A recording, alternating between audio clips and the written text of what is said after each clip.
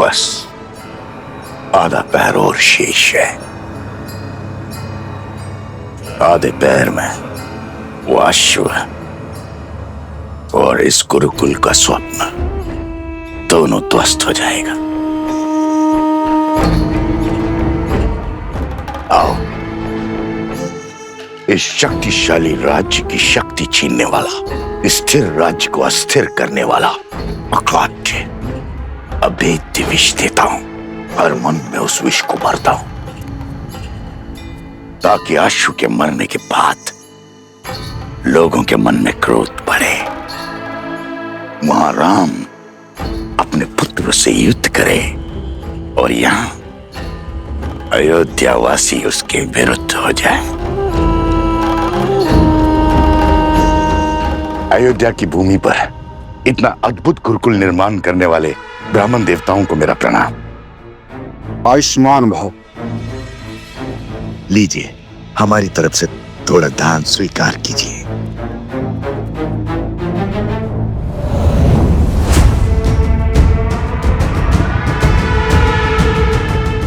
ब्राह्मण देवता, ये गुरुकुल शीघ्र ही आरंभ हो जाएगा ना?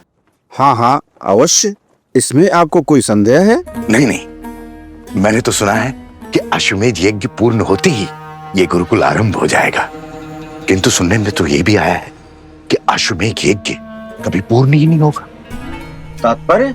मैं क्या जानूं, मैं तो सदा सेवक रहा हूं अयोध्या का। मुझे तो केवल इतना पता चला है कि यज्ञ के अश्व को 2 बालकों ने पकड़ रखा है, और तो और राज अनुज शत्रुघ्न दत्त को परास्त करके मूर्छित कर दिया उन दोनों बालकों ने। क्या 2 बालकों ने? और तो और हनुमान जी तक को नागपाश में बांध दिया। हनुमान जी को बांध लिया? हनुमान जी तो महावीर हैं। महावीर हनुमान ही क्या, पूरा राज परिवार मिलकर भी उन दोनों बालकों से पार नहीं पा रहा है। भरत और लक्ष्मण भी वहीं फंसे हैं।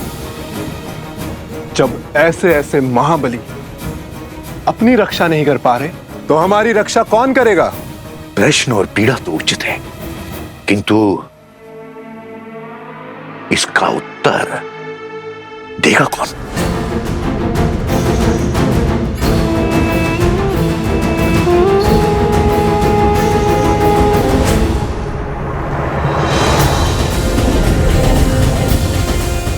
अरे हनुमान जी भूल गए, हम भी हैं यहाँ। आप सर्प का पीछा कीजिए, शक्ति प्रदर्शन नहीं। अभी तक हमने युद्ध का शंखनाद नहीं किया है, आप सर्प पर ध्यान दीजिए।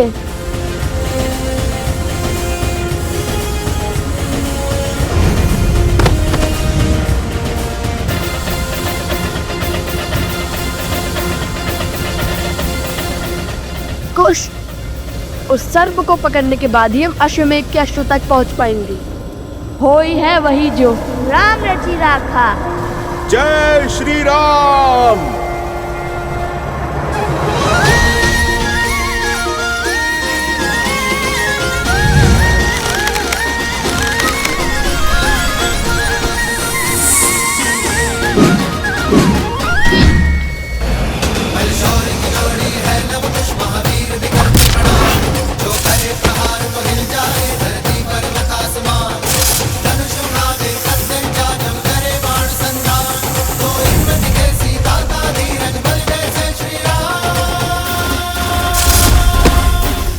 अद्भुत अद्भुत बालकों, अंततः आप दोनों ने सिद्ध कर ही दिया कि आप मेरे प्रभु। क्या क्या कहा आपने?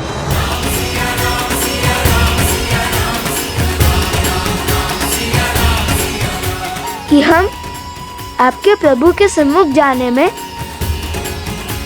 उनसे सामना करने में सक्षम है ना? हाँ हाँ, मैं तो यही कह रहा था। बच गया। जय श्री राम। चलो अब शीघ्र ही श्री राम को हमारे प्रश्नों के उत्तर देने ही होंगे, और यदि उन्होंने ऐसा नहीं किया तो सभी गुरुकुलों का कार्य समाप्त होने को महाराज। अब केवल शिक्षकों की नियुक्ति शेष है। हमें महाराज से मिलना है। नहीं नहीं, हमसे भेंट करनी ही होगी उन्हें।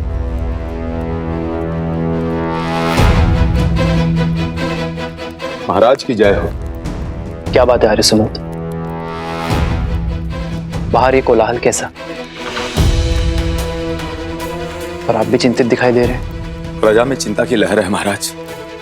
अयोध्या वासियों को अश्व के लुप्त होने का समाचार मिल गया। सभी बाहर खड़े हैं। एक बार कृपया उनसे मिल लीजिए।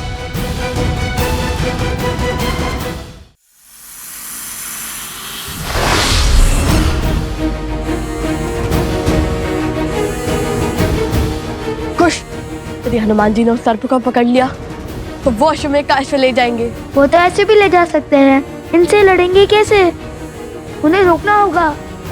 हनुमान जी, हनुमान जी, हनुमान जी, आप विश्राम कीजिए, आगे की परिस्थिति हम संभाल लेंगे। अरे आप थक गए होगे ना हनुमान जी। वैसे भी वो अश्व हमारे अधीन था, तो उसे पकड़ना हमारा कर्तव्य होगा ना।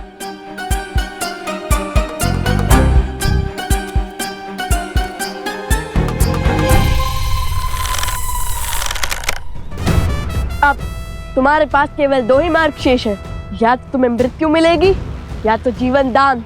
ईश्वर का पता बता दिया तो जीवन दान, मौन साधा तो मृत्यु। आरंभ तो अद्भुत है, लगता है सच में संभाल लोगे। मायावी को मृत्यु का भय दिखा रहे हो। अपने स्वामी की सेवा ही मेरा उद्देश्य है, और उसके लिए मुझे मृत्यु भी मिलती है तो वो भी सही।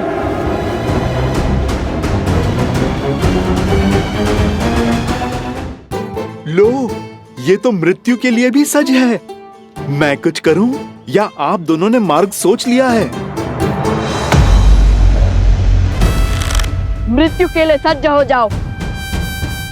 अरे अरे, यदि आप दोनों इसको मार दोगे तो फिर अश्व का पता कौन बताएगा? भैया, हनुमान जी कहे तो उचित ही रहे। न जाने हमें अश्व मिलेगा भी या नहीं। मुझे तो वो सर्प दानव अत्यंत बुद्धिमान लगता है। मुझे नहीं लगता उसने अश्व को ऐसे स्थान पर छुपाया होगा जहाँ हमें वो सरलता से मिल जाए। मुझे तो ये लगता है कि ये सब बुद्धिमान नहीं, अति बुद्धिमान है, क्योंकि अभी तक तो हमें ये भी नहीं पता कि इसने उस अश्व को छुपाया कहाँ है। वो और कितनी देर तक सुरक्षित होगा। देखो, केवल आधा पहर बचा है। सूर्यास्त के बाद वो अश्व अग्निकुंड में गिरकर स्वाहा हो जाएगा। उस गुफा के भीतर ना रहेगा अश्व और ना होगा अश्वमेध यज्ञ।